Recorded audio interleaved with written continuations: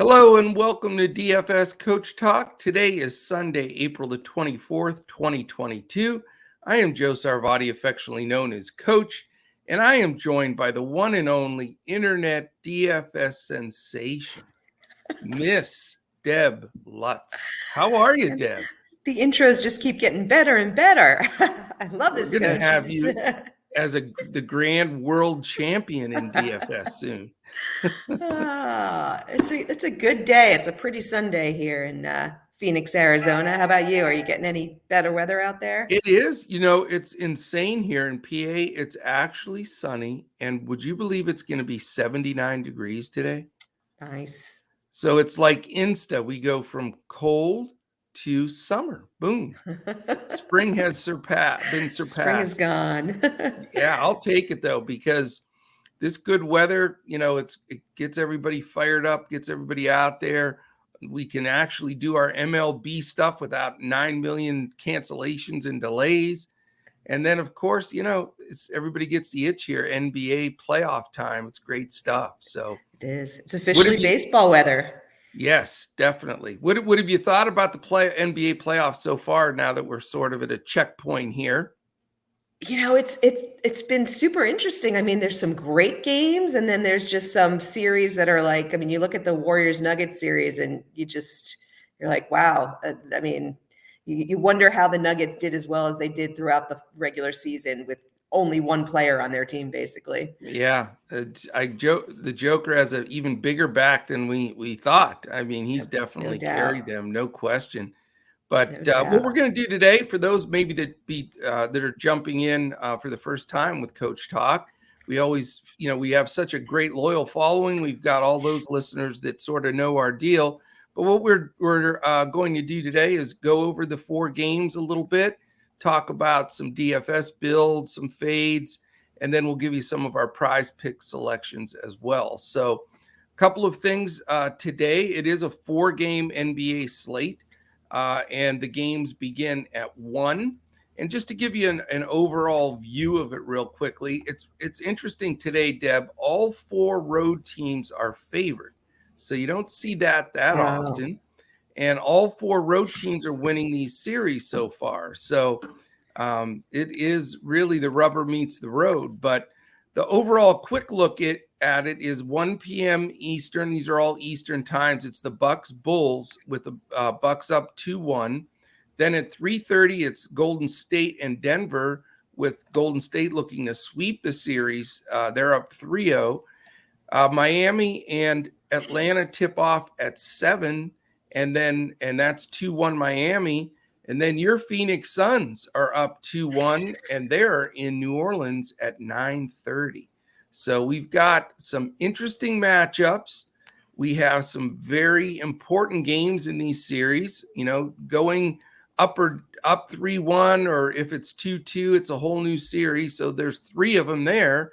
And then, of course, Denver trying to stave off being eliminated here in 4 straight. So a couple things. We'd like to thank our presenting sponsor here. That is Prizepicks. Go to prizepicks.com if you haven't already. Deposit your first deposit with the promo code Coach Talk, all one word, no space. You get a free $100 if you put in 100. You get a free 50 if you put in 50, and it's not dripped into your account. Boom, right into your account. So go get Prize Picks. It has been fantastic. It's been awesome. People are loving it. And I know you had a pretty exciting sweat last night with Prize Picks. Man, I was down to the wire there. I had a five-person prize pick with $500 on the line. And all I needed was John Morant not to hit that last shot with 30 seconds left. But he did, true to form. And so I ended up, and not too bad, 2 times money though. But boy, his Prize Picks, the picks you guys have been putting out, and overall just that platform, it's been, I think it's been great for Coach Talk. It's been awesome. And I'm excited to hear your picks today, since you're hot right now in the Prize Pick side of things. So you got it. It'll be good stuff. Awesome. All right. Let's dive in here. First game on the slate. It is, again, that 1 p.m. game, the Bucks at the Bulls. Milwaukee's favored by 4.5. It's a 218 total. Here's the other point today that I'll just brush on right now because it's not going to be that important today. The totals are 218, 225, 221, and 215. So, yeah, there's a spread of 215 to 225, but there's not that giant, 206 to 240 kind of spread. So you don't have to let the, Vegas totals completely dominate your stacking potential here. So in this first game, as I say, it's a 218 total, 111.25 implied for the Bucks, 106.75 for the Chicago Bulls. George Hill is questionable, so that does matter a bit here because he does get some minutes off that bench when he does play. He hasn't played in a while, so I'm not sure he's going to be able to lace him up. We know Middleton is out, so that's massive news there, that he'll be out here for a while, and they're going to have to get it done without him, but they do have that lead in this series. Matt Thomas out for Chicago. So a couple of things here. Where I know we were talking a little bit before we jumped on, and we were sort of digging in, where is some of this Middleton usage really going to go? And it does get spread out. It's not just like Kerplunk. It goes right to one guy. And there's also, some different rotation here compared to what we had earlier in the year when he missed some games. So what we found out, and I want to see how it affects your build, is a little more emphasis on Holiday and Giannis, just what you would expect, with a little sprinkling going to a few of the other guys off the bench like Connaughton and Grayson Allen. So how does that affect that initial build in this game? And, do you think this is a game that Chicago can tie this series up? Yeah, I mean, I don't think Chicago gets there against Milwaukee with or without Middleton. I just don't think that they've got the experience in the playoffs at this point, and the Bucks just have too much firepower. I think at any point in time, Giannis can turn it up, or Drew Holiday can turn it up. So I still think the Bucks, win this one, and I do like some of the players who are going to benefit from Middleton sitting out. I'm not going to go back to Grayson Allen. I think that's a bit of a trap. He did have a nice game, but really it was the only thing he had done in months. Right. But I like the other guys who stand to benefit. I like Portis a lot. I am big on narratives. Chicago is, where he played previously. He seems to always play well in front of that Chicago crowd, trying to show off a bit. He had a really solid game in his last game. He's starting, getting the minutes, and I think, solidly priced at 6,200 on both platforms at the center. He's qualified center and power forward, so you got some nice little flexibility there. Right. I also like Drew. I think, originally I didn't have him, wasn't taking a look at him, but I think his pricing is pretty fair. And the thing about Drew Holiday is he's been extremely consistent throughout the playoffs so far. I think, pretty much averaging just about the same every night. I think he's kind of due for a breakout game. He didn't play very many minutes last time with the blowout. I think the Bulls will hang in there a little more this time. I think they're going to need more of him. And so I think he has a little bit of a mini breakout. So I'm projecting him to be sort of above what he typically does. And then, I'm keeping Connaughton in my consideration as one of the 3 or 4 value plays that I want to take a look at today. I think he's at 4,400 on FanDuel, 4,300 on DK. He will get a few extra minutes with Middleton sitting out, and I think he's a little bit more trusted than Grayson Allen at this point. On the Chicago side of things, so I think Chicago's looking at this as a must-win game. It's their last shot at home, possibly before getting taken out. So I think Vukovic has been playing pretty well, and he's not a bad option at center. I will say, particularly on FanDuel, hard not to go with Jokic tonight.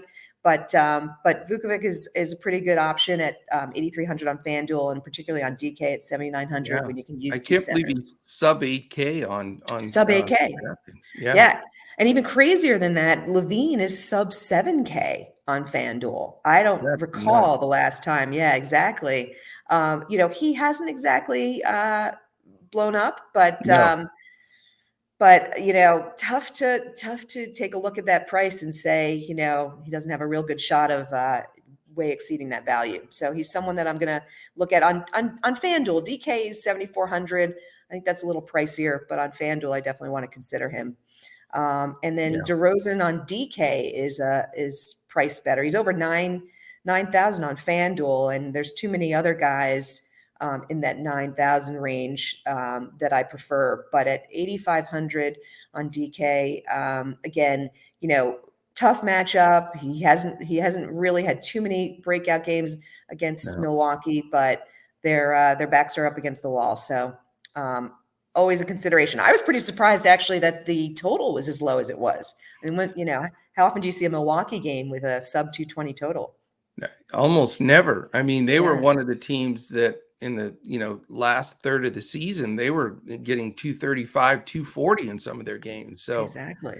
Yeah, they're expecting, I guess, an old-fashioned lockdown kind of playoff atmosphere. But I'm with you. I mean, let's face it, all these teams that are at home that are down 2-1, you got to look at this as an elimination game, because if you go down 3-1 and then you got to go on the road, I mean, you're in deep, deep trouble. So I do think, the Bulls will roll out everything they've got. I just don't think it's enough. I'm sort of with you. I like Milwaukee here. That front line, Chicago struggles against really good front lines because they have DeRozan playing at the 4. Patrick Williams is somewhat undersized. Vuk is not a good defensive center, so they can be exposed in the paint. Then you line up Giannis, Portis, and Lopez. I mean, you got 3 basic centers, if you will, that can just kill them in the paint. So I like the bigs for Milwaukee here. I really do. I think Giannis is just a must play for me. I like him even better than the Joker. He's my top buy up today. I think they want to just get through this series, get up 3-1, because at 2-2, anything can happen. So this is just as serious of a game for Milwaukee. 11-5, 11-5 is, I know it's expensive, but he's a 12K player, Giannis. So I don't feel like it's an overpay. And, Lopez and Portis both potentially can be a secondary guy in here if you want to go there. Portis at 6'2" and Brook at 5'5". So I really do like the bigs for Milwaukee here. And I'm with you. I think Connaughton's a good substitute guy for value at 4-3. I think he scores more fantasy points than Grayson Allen. Grayson Allen just had a hot shooting game. Connaughton, too, a little bit of everything. He can get you some stocks. I think he's more of a contributor in that sense. Holiday's really solid. He could be the guy here, but at 8-3, I don't want to put all my chips with Giannis and Holiday in the bucket right off the bat. Plus, Caruso's perimeter D on Holiday, I think, is admirable. It should be decent enough. So really, I'm not thrilled with Chicago in this game. I think Milwaukee's the better team. It's just, with Vuk's price being down, that is the tempting spot for me. That's what I've got to make a decision on, because he is cheap and Levine is cheap. I don't want to spend up for DeRozan. And let's face it, the rest of these guys, I mean, Caruso, Williams, White, any of these guys are not getting it done. They're just not doing it. Yeah, no consistency at all. So for me, the 2 guys I'm considering for Chicago but haven't made a real solid decision on, and a lot of it's based on just because their price is so far down, is Levine and DeRozan. But I would not fall for the Grayson Allen trap. You nailed that one.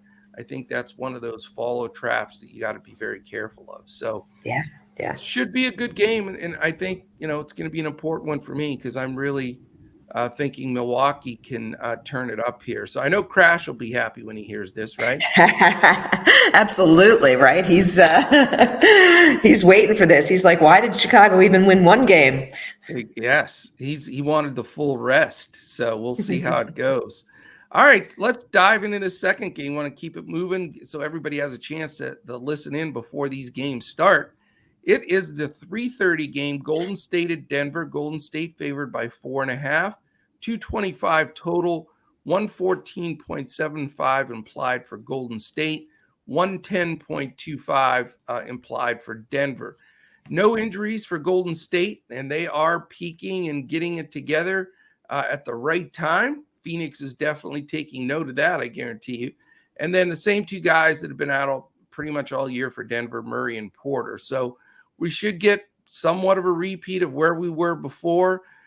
Denver in, a situation here where they're about to get swept. So I guess the big question is very simple here. How do you figure out, like, now that we have 3 Splash Brothers with Poole, Thompson, and Curry, and they're saying they're going to give Curry some extra minutes, what do you do with this? That's my concern is you can get stung here now that you've got 3 Splash Brothers all decently priced. I mean, as far as you can afford them, but yet they're not, value. And then is your top play going to be the Joker as probably the most popular? You think Joker's more popular than Giannis on this slate? I think so. Yeah. I do think so. I think, I think Joker's consistently exceeded Ridiculous value. Yeah. Yeah. Exactly. And he is the one guy. I mean, Giannis will get his, but if there's other players who can share that a little bit on the Bucks. It's funny you say that about the Splash Brothers, right? I think I saw a great meme, right, about Clay. It was Clay and Steph welcoming Poole into the splash party. It's pretty funny. Yeah, but that's no joke, man. On DFS, Clay gets the least amount of Splash Brothers love, right? He's consistently underpriced, versus the other guys. My strategy, as I've been thinking about it, is either why not play all 3, right? I mean, wow. They've all been doing really well. No, or play none, right? And it's more likely that I'm going to actually play none because I think the ability to figure out who it's going to be on a given night is pretty tough. I think there's been I think Steph, is just warming up. He may not get there in this series. I think it'll be more likely next series. So he's cheap as far as Steph Curry goes, but may not be, fully 100% yet. And Poole, I mean, Poole's been fantastic. I mean, he's really been the most consistent and the most solid, but his price is really getting up there, one of the big boys. So I'm actually probably going to stay away from all 3. The only thing about it is the games have kind of not even been close. There's, and so, do the Nuggets just fold? Or, do they give it, one last try at home to try and just, not get swept? I think they do give it a try, but I just don't think they've got much there. No. So, so I don't think you're really going to need, 38, 40 minutes from any of the guys on Golden State. So I'm actually a complete fade on Golden State. Wow. On the Nuggets side of things, Jokic is going to be my pay up guy. I think he lays it all out there on the floor. He's going to take a ton of shots. He's going to try and dish out as many assists as possible. And I think he needs to score a 70 fantasy points if Denver's has any chance of winning. So I will. Yeah, exactly. Yeah. So I will put him in there. I'll also probably keep an eye on Aaron Gordon. They need him to bring it. I think he got the message in the last game and did bring it. Whether or not he can do it again against, pretty tough defense on on Golden State is unclear, but he's pretty, he's only 5,100 on FanDuel, 5,600 on DK. Yeah. So I will be giving him some consideration, but other than that, I'm actually not putting a lot behind this game, even though it is, I believe, the highest total on the slate. It is slightly at 225, but it's an interesting game. I think it's going to be a real dichotomy here. It's either going to be Denver somewhat rolls over and this game just, this series ends, or, maybe they do have one last stand here. And does Golden State take the foot off the pedal being up 3-0 at all is the big question. It's a tough call for me here. I have a feeling, my feeling for Golden State is this. These guys have done this and been there. So they know what it takes to win a championship. And part of that in their success in the past is when you have a chance to sweep somebody, sweep them, get it over with, get rested, get it back together so you're fresh going into the next series. I think they know that's a key. So I don't see them letting up today. I think they're going to go after it. And just the fact that Kerr had mentioned Curry was going to get a little more minutes and probably get some additional usage with that. I think that's a sign that they really want to end this because, you're playing against either the MVP or second, runner-up to MVP and the Joker. And who knows if he goes on one of his streaks. You don't want to give them any life at all. So I think I am going to roll the dice a little bit on Golden State because I think it may be a popular play to say, hey, we have 3 Splash Brothers. None of them are just super cheap. I don't know which way to go, so I'm not going to go anyway. And I think that might end up being somewhat more popular than you think. And so I think I'm going to try to take advantage of it. I don't know we'll ever see Curry the rest of these playoffs under 9K. So, I know people are going to say, if there's a way to get Giannis and the Joker in there, play them both. The only problem with doing that is you end up with the Jeff Greens and Patrick Williams and these guys you want to just throw something at the TV, So I'm thinking of let me save $3,000 and have a couple other medium price guys and roll Steph Curry out there. So I think I may take the sub 9K Steph Curry. People are still afraid of his minutes and is he geared up? And, he can hit 10 threes before you go get another beer, Right. So I think I'm going to roll Curry out there. And I think I'm going to have his running mate with him, Draymond Green. Draymond's 6'6", which is cheap. And if they want to close this out, he's a closeout kind of guy. No, he's not going to score 25, 30 points, real points. But, this is the kind of game where you see, 15 points, 12 rebounds, 7 assists, that kind of game. So I do like Draymond here with Curry. Old school, they know how to get it done. They know how to close out series. And I think that strategy will be pretty low owned. I think it'll be pretty contrarian.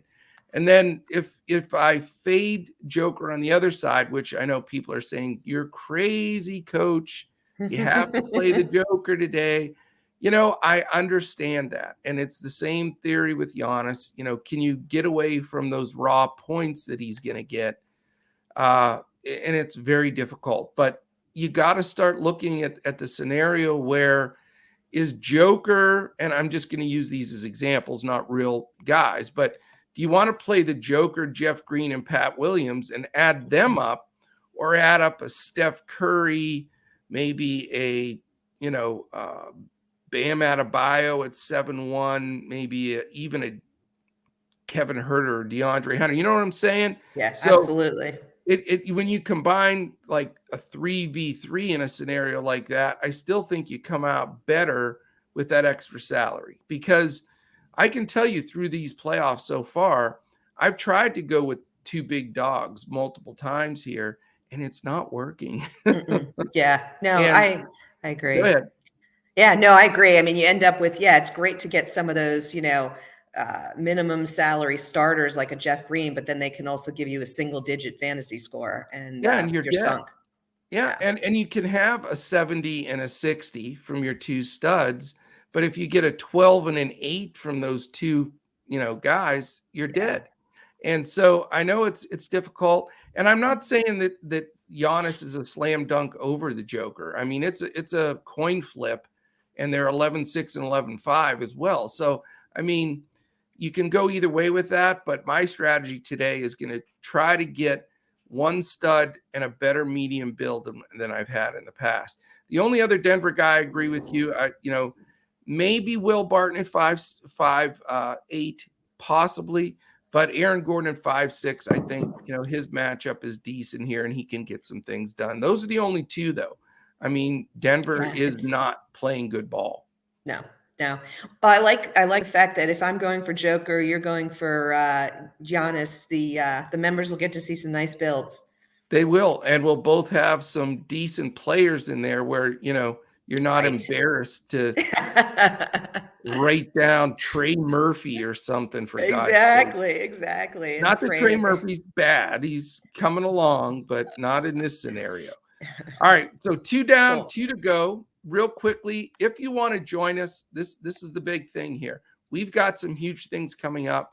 We have rolled out our man Mike S. and Colin Chachoff, our number one guy, man.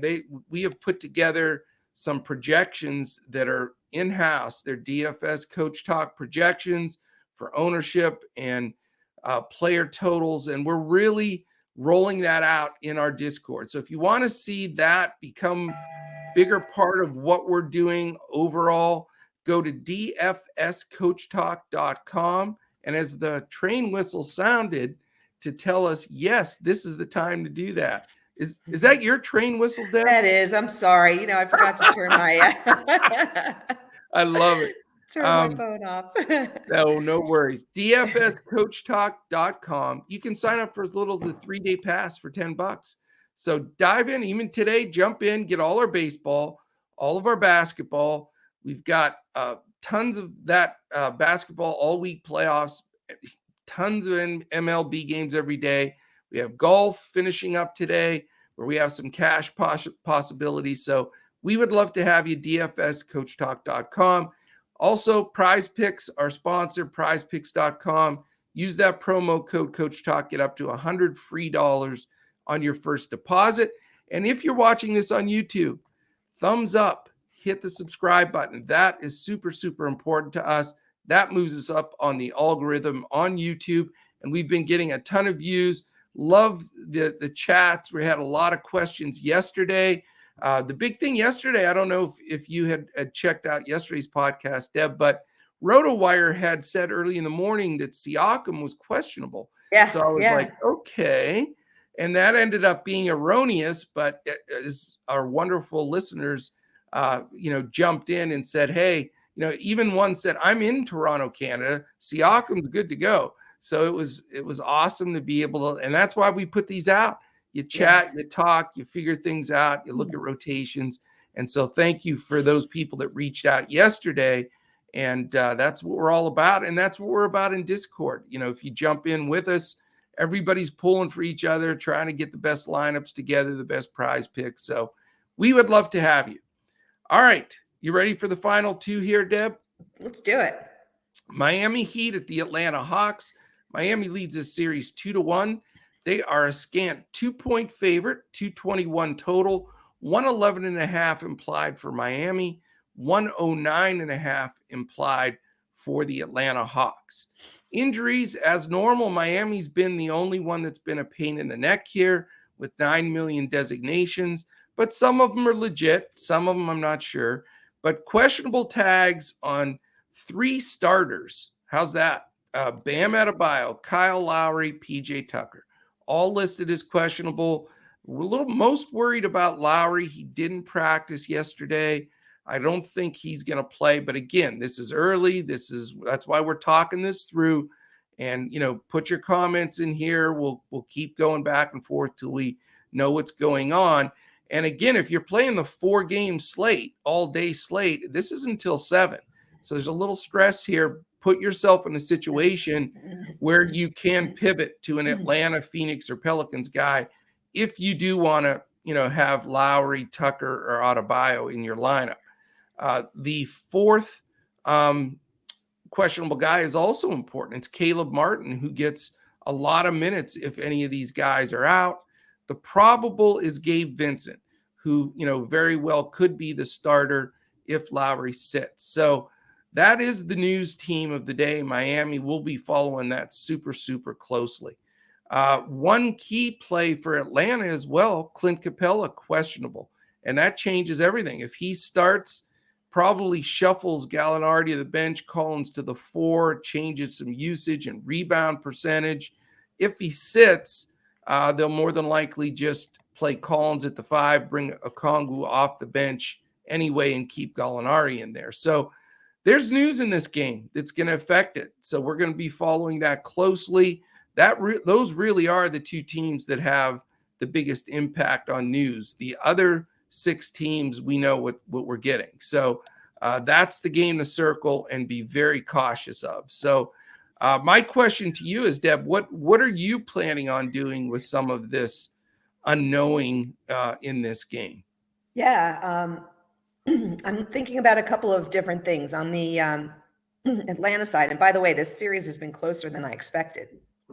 The Hawks are hanging in there, and they're at home again tonight. So I think it's going to be a close one. I think guys are going to get a lot of minutes. And on the Atlanta side, this is going to be Trey's game. I think he does extremely well in the playoffs, as we've seen. I think he likes the attention. It's a home game. He's been, I think we know with Trey when he's known to light it up when it's all on the line. So I'm expecting a big game out of him. And as we look at some of those guys who are that level below Giannis and Jokic in that 9K range, he's going to be probably my top there, above a Curry, above a Chris Paul. He's 8,600 on FanDuel, 9,400 on DK. So, not crazy. He's been closer and above 10 at times. Right. Yeah. And I think if Lowry sits, I think that's even better for him. So I like Trey a lot. Bogdanovich has been really solid. I think he is enjoying coming off the bench. On FanDuel, he's at 7,000, which is a bit too high, but he's only 6,100 on DK, which I think is a real attractive price for him. And so I really like him there. And then the other guy, I'm going to stay away from Collins for 2 reasons. One, I think he's still a little injured. He doesn't seem to quite be, he's a guy who sort of gets in there, gets the rebounds, is real active and aggressive, doesn't quite seem to be at that point yet.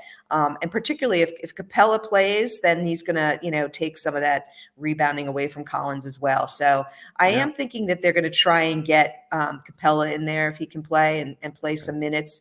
So I want to stay away from the big guys on the Hawks. But I do like DeLon Wright as a value play. Okay.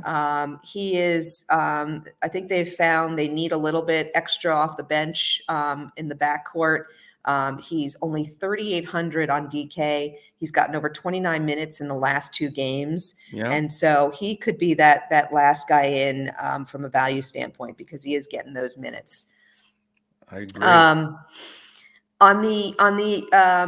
On the Miami side of things, I don't know what's going on with Bam. He's just not right. I mean, he is. Something is off kilter with him, injury-wise or something. Something, but he just doesn't look good. He's just not in the flow. And so I have, he keeps getting cheaper and cheaper, but I'm still not ready to pull the trigger on him. Yeah. Butler's going to be amazing tonight. He'll be solid, but he's also really expensive right now for a guy who doesn't typically score 40 points, although he did a couple of games ago. Right. So I'm probably not going to get to him. But I am anticipating that Lowry's going to sit, so I'm going to be watching that news real closely because I do like a couple of guys if Lowry sits. I like Gabe Vincent. I think Gabe Vincent, has shown that when he starts, he plays well, and he's just 3,400 on DK, 4,000 on FanDuel. So he'll be in my lineup.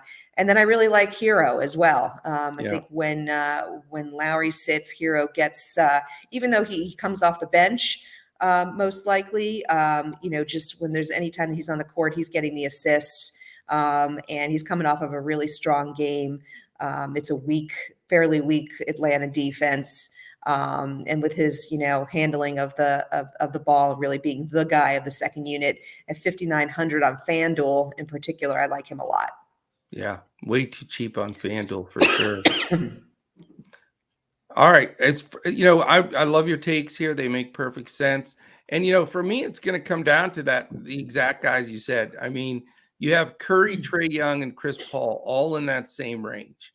So, can you afford two of those three? That would be my goal, especially if you don't, try to roster Giannis and Joker. It can be done.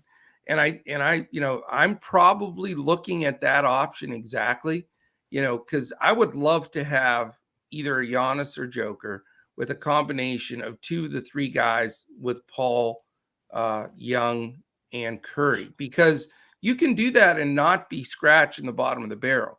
And that's my initial thoughts here. I'm with you in the fact that I think this could be the game, and the last game as well, where there's one or two value plays in these last two games, I think better than the first two games, that you can feel pretty good about.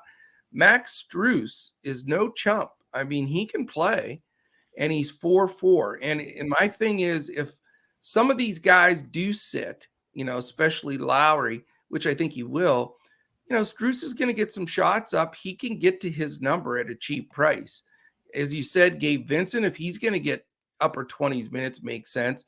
Tyler Hero, though, at 6'8" and then 5'9" on FanDuel, I mean, he could lead this team in scoring this game, both from a real points and even from a DFS point standpoint, because, his assist ratio goes straight up when Lowry's out, because, when they're finishing games together on the floor, Hero's the shooting guard. And so now he'll be have the ball in his hands. I really like Hero here. He's going to be in most of my lineups. And then again, you have those cheaper options if you want to go with a Vincent or Strus or someone of that nature. Butler for me is going to be the odd man out. Yes, he's crunch time player. Yes, they need to win this. They don't want it to be 2-2. But, there are times where he doesn't shoot the ball super well because he's not really a great outside shooter. And sometimes he doesn't get all the periphery stats. I will say this, though. With Lowry out, he does play the pseudo point guard a lot when Hero's not on the floor. So his assist ratio goes up, which makes it tempting to roll him out there. But his price is just a little tough for me. Yeah. I mean, I guess you could consider him with Trae Young, Paul, and Curry in that price range, I don't know. As the day goes on, I may be more tempted with Butler. And I'll tell you why. I agree with you. Bam is playing. They're not telling this full story with him. He's playing like at maybe 50 to 75%, it looks like to me. So, yeah. I mean, what's interesting about Butler for cash games, right, is he's not as much boom or bust as maybe a Trae Young is. True. He's sort of in that zone, but he just doesn't quite have the same upside typically. Right. Except for that game where he dropped 45. Exactly. I mean, where did that come from? Repeat that one, please. Yes, exactly. So it does give you some options. And I agree with you. Bogdanovich has been a stud, and he's shooting. He's a street guy too. I mean, we've seen him 10, 15 games. Yeah. And you're like, this guy stinks. And then you see him 10, 15 games. He's like ripping the nets off the floor. So I think until they raise his price, Bogdanovich is a great play. My question, though, is and what I come out of this game with, if Capella plays, I don't want anything to do with Collins, Capella, Gallinari, Okongwu. If Capella sits, I'm thinking Collins, and I know that he's risky, and he's definitely boom or bust at times. But man, if they're going to play him at the 5, he's shown when he's playing the 5, he can be pretty darn explosive. Yeah. He can get a ton of rebounds because Capella's a rebounding like Pac-Man. He just sucks up every ball. But if he's not out there And, I think Collins can get to his number pretty easily. So, and he's that's cheap. going to be I mean, he's dependent on definitely that cheap. move. What's that? He's definitely cheap too. I mean, that's his pricing is, It's great. So news dependent there. I'll have a pivot play involved with that one too. So, all right, let's get this fourth one going. The Phoenix Suns, the Deb Lutz Phoenix Suns against the New Orleans Pelicans. Phoenix only favored by 2.5 here. They're not believing in the Suns with no Booker. 215, also the lowest total, just by a little bit, but still. 108.75 implied for Phoenix, 106.25 for the New Orleans Pelicans. As far as this game goes, pretty cut and dry. No Booker, no Sarge, no Cheeseburgers Williamson. So we know what we're getting here. We've seen this dance here before. This is big because Phoenix, they barely pulled this last one out. People are starting to whisper now all of a sudden Golden State's getting all this Vegas action to win the West rather than Phoenix. What is going on, Deb? Can somebody plug up the hole in this boat, or is this overreaction? No, I'm nervous. I'm really nervous. And as a fan, as I sort of, log this game from a DFS standpoint, it's funny because, Monty and the Suns, they play such a team game, and that's awesome. And when Booker went down, I thought, okay, well, there's a couple of guys who can easily step up and fill that gap. And, besides Paul, nobody is stepping up. Like, I mean, Cam Johnson can't shoot, Crowder can't shoot, Shamet can't shoot. Like, it's been terrible. So they need someone to come up big. And so far, I've been playing those guys and thinking that someone's going to do it, and they haven't. So it's going to be, this is not going to be an easy game. From a Sun standpoint, what they need to do consistently is now they need to go to Ayton. And they did it in the last game, and it paid off. They didn't do it in the previous game, and it didn't. So they need to figure out a way to get the ball to Ayton. But it's kind of become a two-man team now with Paul and Ayton. I mean, no one has been, Bridges is in there, and Bridges will do his thing, but they really need Bridges to hunker down on defense. So, I hope they have enough firepower to pay it off, or to get it, to get it done. Chris Paul is a great pick. The ball's going to be in his hands all the time. He's going to outscore probably the entire team in the fourth quarter. But as I said earlier, I'm very excited about Trae Young and his potential upside. Maybe it's a strategy, like you said, where you get two of them, and I like those guys, but also liking the Joker as much as I do, that's going to be real tough. FanDuel, he's over 10K. I don't know if I've seen in 4 years, if I've seen him over 10K. Not often, no. Right? So he's 9,300 on DK, and so that might be where I'm able to fit him in, but he'll be solid. Ayton's been priced up. He's now 8K. So I think he'll have a solid game and help them. But I like Vukovic better at slightly lower price. Okay. And then I might be tempted by McGee, who's getting some serious minutes off the bench. And he's only 4K on DK, without that many Suns players hitting their shots. He's one who actually has, and he'll get good minutes and may need to carry some of that second team. I don't know if I've ever thought I'd say I need McGee to carry the second team, but